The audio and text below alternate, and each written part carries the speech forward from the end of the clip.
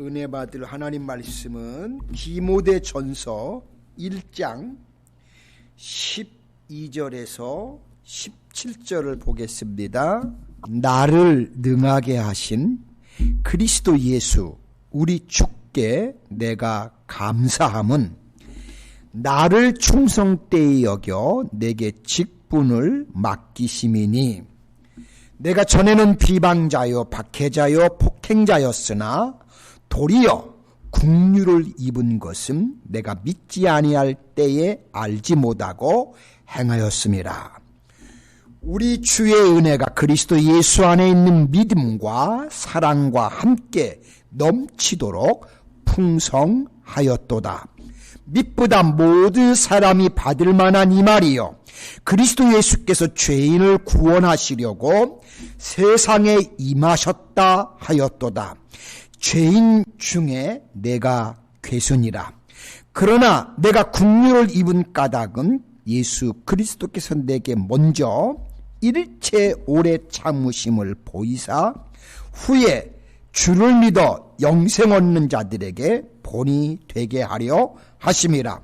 영원하신 왕 곧 썩지 아니하고 보이지 아니하고 홀로 하나이신 하나님께 존귀와 영광이 영원 무궁하도록 있을지어다. 아멘.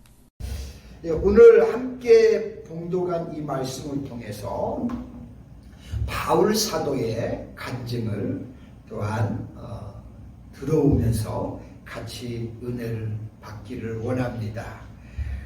오늘 함께 보신 본문의 말씀은 성경에서 바울 사도께서 자기의 신앙을 간증으로 고백한 유일한 것이 여기입니다. 바울 사도께서 하셨던 간증을 통해서 저와 여러분들과 함께 은혜를 받기를 원합니다.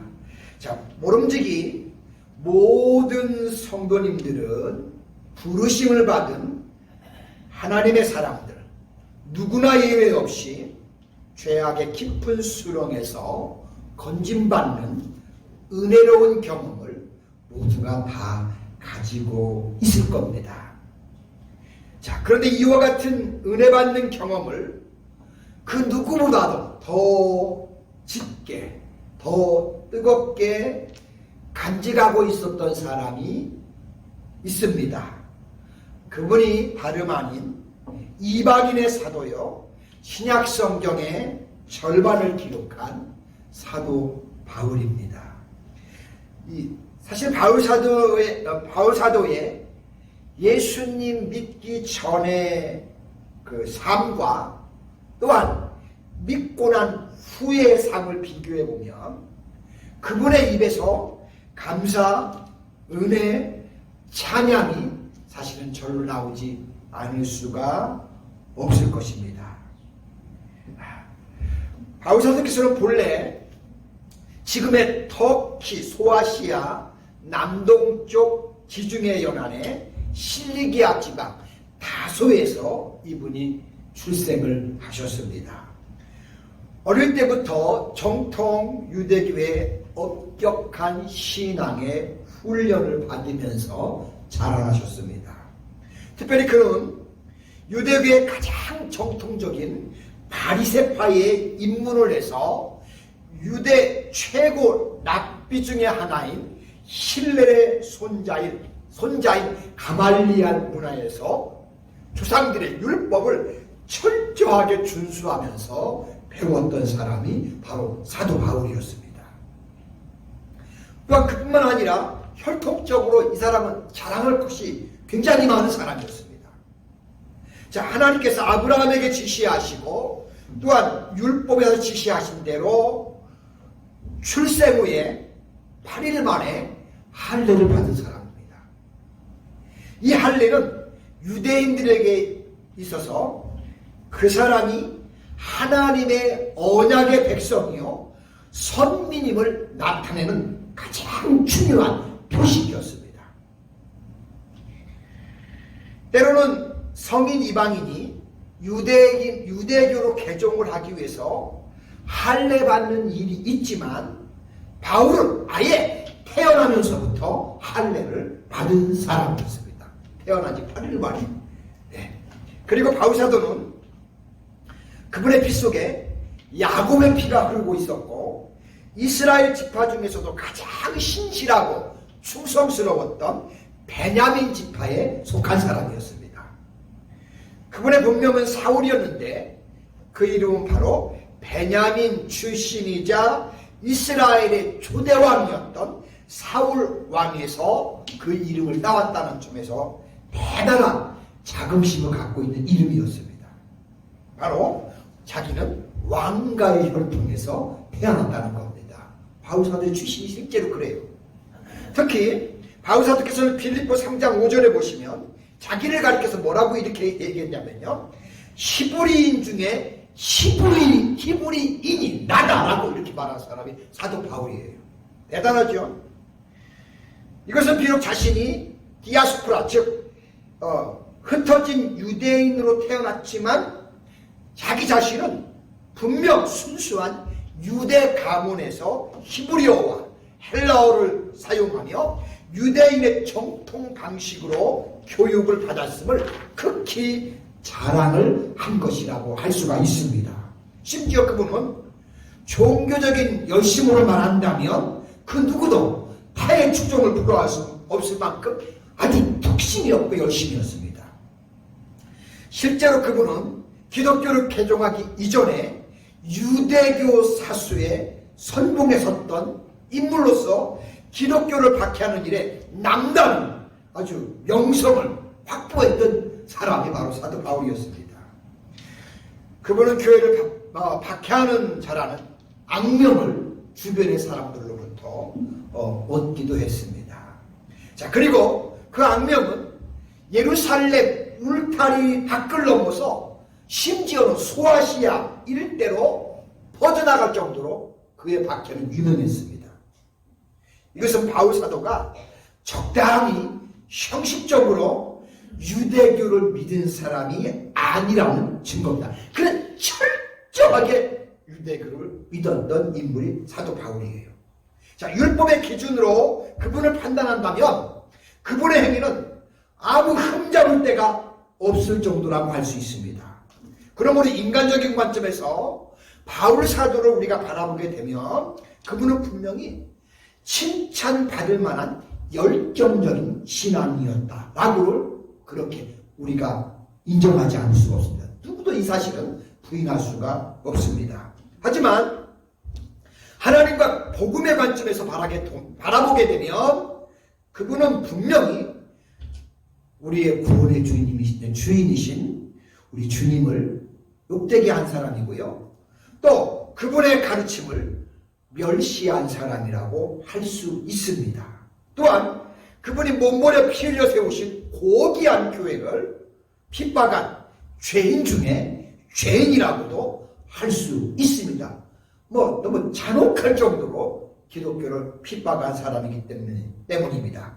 자, 근데 놀랍게도 예수님께서는 이러한 중죄인을 심판하시거나 징벌하지 아니하시고 오히려 당신의 그 넓은 사랑의 가슴으로 그 바울 사도를 감싸 주시고 오히려 그를 구원해 주셨다는 사실입니다. 심지어 그뿐만 아니라 예수님은 당신을 찍은 바울에게 당신의 복음을 오히려 그분에게 맡기면서 당신의 보혈로서 세운 교회들을 그에게 맡기셨다는 겁니다.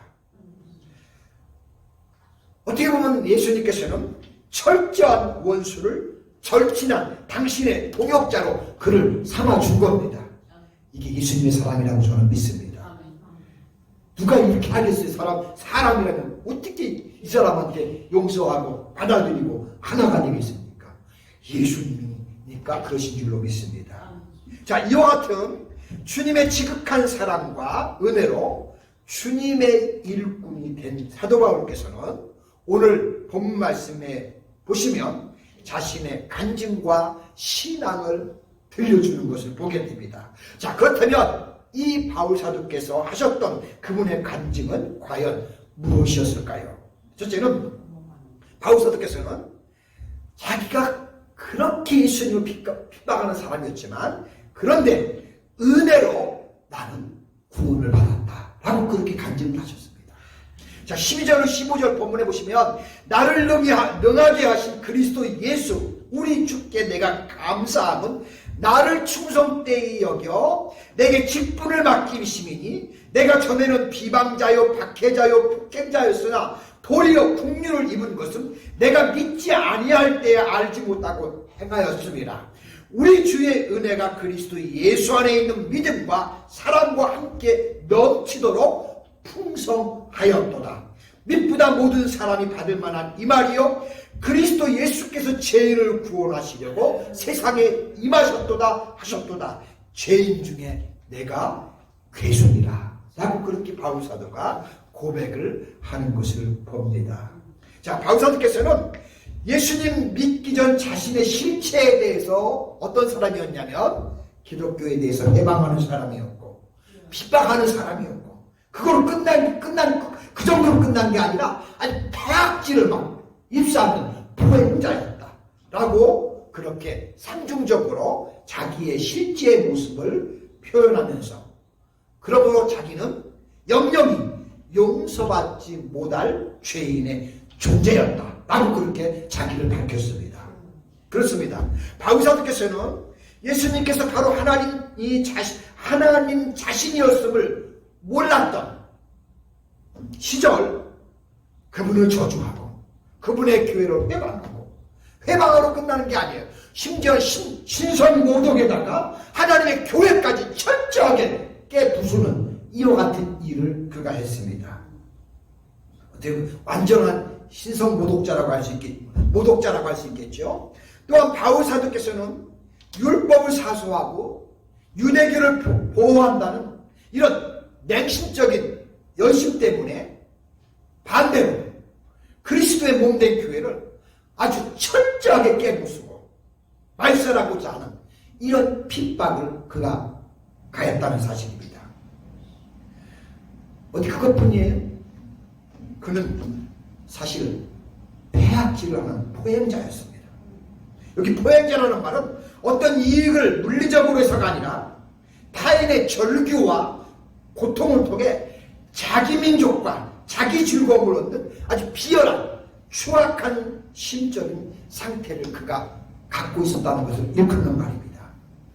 사실 이것은 바울의 지난날 예수님 믿기 이전에 예수님과 그분의 교회를 향해 가졌던 그분의 실제 모습입니다. 실제로 바울사도는 단순히 말로서 모독하는 게 아니에요. 그런 거는 성의 차지가 않았어요. 공적인 핍박의 채찍을 들어서 파괴를 했던 사람입니다. 그리고 그것조차도 만족하지 못해서 잔악하고 추악한 폭행들을 스스럼없이 감행함으로써 아예 예수 그리스도의 교회를 전멸시키려고 했던 사람이기도 합니다. 자, 이와 같은 지난날의 죄악을 뼈저리게 인식한 바울 사도께서는 이제 자신에 대해 자기의 모습을 깨닫고 난 뒤는 뭐라고 예수님께 고백하냐면 내가 예수님 죄인의 괴수입니다 라고 그렇게 그분이 나중에는 주님 앞에 고백을 합니다. 자, 근데 여러분 이 고백은 굉장히 참으로 중요합니다. 나는 죄인이다 라는 죄의식이야말로 절망적인 생애를 소망의 찬 삶으로 바꾸는 반전의 원동력이 되기 때문에 그렇습니다. 이것은 바울사도만 그런 게 아니라 모든 사람에게 동일하다고 저는 그렇게 믿습니다. 그러면 그 사람에게는 새로운 소망의 문이 분명히 활짝 열릴 줄로 믿습니다. 한편 바울사도께서는 자신의 지난날을 들추어 생각할 때마다 이와 같은 부끄러운 자기의 죄를 그분은 생각을 하지 않을 수가 없었습니다. 그리고 이러한 자기의 죄를 생각할 때마다 자신의 큰 죄보다 더 큰 사랑으로 자신을 품어주신 그 예수 그리스도 그분의 은혜를 늘 그분은 가슴에 잊지를 않고 생각하면서 그의 삶을 평생을 살아갔다는 것입니다. 참 대단한 인물이라고 하지 않을 수가 없습니다. 그래서 14절에 보시면 우리 주의 은혜가 그리스도 예수 안에 있는 믿음과 사랑과 함께 넘치도록 풍성하였도다 라고 그는 실제로 그렇게 고백했습니다. 예수님을 만나고 그렇게 자기가 핍박을 하고 그렇게 모질게 했는데 그분을 만나서 그분의 사랑을 깨닫고 나서 이렇게 고백한 겁니다. 하나님의 은혜가 사랑이 풍성하도록 넘친다. 심지어 고린도교 교인 성도님들에게 고린도전서 15장 10절에 보시면 나의 나 된 것은 하나님의 은혜로 된 것이니 내게 주신 그의 은혜가 헛되지 아니하여 내가 모든 사람보다 더 많이 수고하였으나 내가 아니요 오직 나와 함께 하신 하나님의 은혜로라 라고 그렇게 그분이 고백을 하는 것을 보고 이것이 바로 바울 사도의 간증입니다.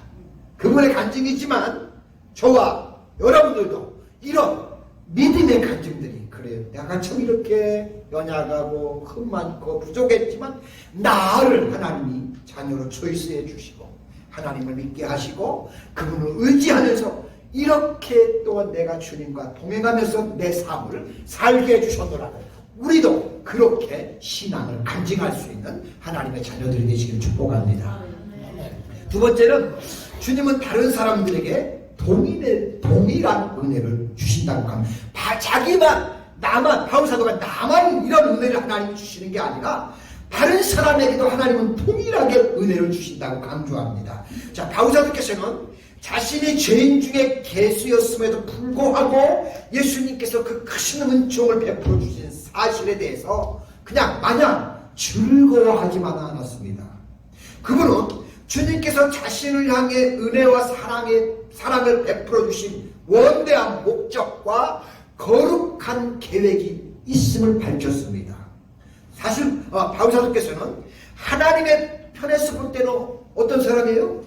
가장 나쁜 죄인이에요. 제일 첫째들은 죄인이라고도 할 수 있어요. 그럼에도 불구하고 하나님의 자비와 긍휼과 사랑이 바울 사도에게 미쳤다는 것입니다. 물론 이것은 바울 사도 자신의 어떤 노력이나 아니면 헌신 때문에 일어난 건 결코 아닙니다. 그것은 분명히 예수 그리스도에게서 그 원인을 찾을 수밖에 없습니다.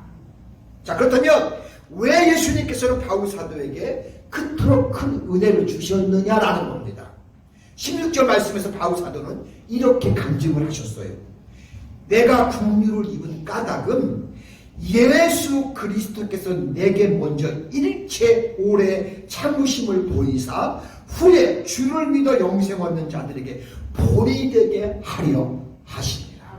나 같은 죄인을 정말 철저하게 기독교를 박해하고 깨부쉈던 나를 이렇게 하나님의 자녀로 삼으신 것.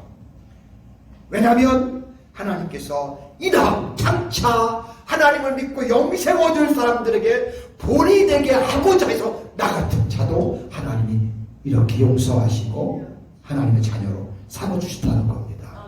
참 놀라운 고백이 아닐 수 없습니다. 예수님께서는 그 어떤 추악하고 무거운 죄인이라 할지라도 오직 당신을 믿기만 하면 영생을 얻을 수 있다는 하나의 기감을 제시하기 위해서 샘플로 표본을 삼기 위해서 자기같이 가장 아주 극악 무도한 죄인을 하나님이 바울을 구원해 주셨다는 겁니다. 그렇습니다. 맞아요. 우리도 하나님이 구원해 주신 이유가 바로 그겁니다. 똑같습니다. 다시 말씀드리면 주님께서는 당신을 믿고 영원한 생명을 얻고자 하는 모든 죄인들에게 용서와 용기와 소망을 불어넣어 주시기 위해서 가장 용서받기 힘든 죄인 바울을 구원해 주셔서 그걸 샘플로 보여서 이 땅의 사람들에게 이런 사람도 예수님이 구원하시고 당신 자녀를 삼아주신 것처럼 우리도 예수 믿고 하나님 자녀가 될 수 있다는 것을 하나님이 증명하신 거라는 겁니다. 나는 이 말에 동의합니다. 여러분, 가령 예를 들어 생사를 가늠하기 어려운 위험한 수술 환자를 앞두었다고 합시다. 그런데 그 환자에게 그와 똑같은 병으로 수술을 받아 완쾌된 사람이 그 사람 옆에서 나도 당신같이 이렇게 아팠는데 라고 하면서 위로하면서 내가 이렇게 수술을 받고 새롭게 건강을 회복했는데 라고 하면서 옆에 있는 사람에게 위로하고 격려해 주면서 당신도 그러니까 용기를 내고 의사에게 맡기고 다시 당신의 몸을 회복하십시오 할 때 그 환자는 그 말을 들으면서 용기를 얻고 힘을 얻지 않겠습니까? 똑같은 원리입니다. 바울 사도께서는 자신의 간증을 통해 주님은 다른 사람들에게도 동일하게 나만 그렇게 특별하게 은혜 준 게 아니고 이 땅의 모든 사람들에게 하나님은 동일하게 똑같이 축복하신다는 것을 바울이 우리에게 간증해 준 겁니다. 하나님은 지금도 여전히 동일하게 똑같이 그렇게 역사한다고 저는 믿습니다. 여러분도 그렇게 믿으시죠? 아멘. 그렇습니다. 그런 이유 때문에 자신의 지난날의 치부를 주저없이 밝히고 그분은 주님의 은혜를 높이 찬양하며 그 복음을 위해서 전생애를 헌신하며 그의 삶을 살아가신 겁니다. 자, 그러므로 저와 여러분들도 하나님으로부터 받은 은혜에 대해 우리가 주저없이 옆에 사람들에게 또 간증해주고 또 다른 사람들에게 그 말을 들려줌으로 그 사람들이 위로를 받고 세임을 얻고 예수님 품으로 나오는 그런 역사들이 우리의 삶을 통해서 또 이루어지는 그런 축복들이 우리 모두에게 함께 있기를 간절히 소망합니다. 기도합니다. 하나님 아버지 고맙고 감사합니다. 오늘은 또 바울 사도께서 당신의 체험했던 간증들을 깊게는 아니지만 또 살펴보면서 그분의 담대한 신앙 고백을 통해 주변의 사람들이 또 은혜를 받고 또 주님 앞에 나오는 것처럼 또 우리의 모습을 통해 우리의 신앙의 삶을 통해 또 우리의 간증들을 통해서 또 주변의 사람들이 주께로 돌아오는 역사가 우리 곁에서도 일어나게 축복하여 주시옵소서. 그래서 우리 노스캐롤라이나 한인교회가 하나님의 사람들로 아름답게 주님이 오시는 그날까지 채워지는 가운데 이곳에서 복음이 선포되는 역사가 끊임없이 진행되게 역사하여 주시옵소서. 감사드리며 예수님의 이름으로 기도드립니다.